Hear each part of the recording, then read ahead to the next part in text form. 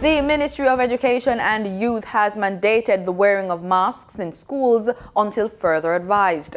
Effective immediately, students and staff who turn up to school without a mask should not be denied access but should be assisted with a mask to facilitate teaching and learning.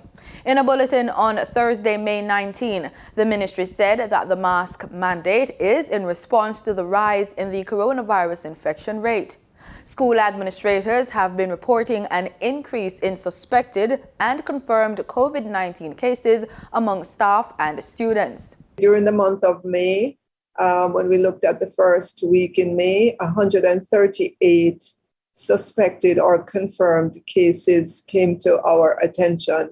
Of that number, 99 were suspected among students, with 22 confirmed as positive. 8 were suspected and 7 positive were reported among teachers. Education Minister Favour Williams speaking at a virtual COVID-19 update held by the Ministry of Health and Wellness this week.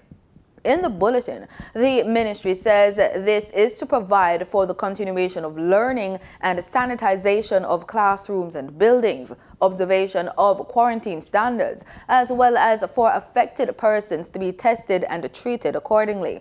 It says before a decision is taken to revert to remote learning, the principal and board chairman must consult with the regional director or educational officer for approval and guidance.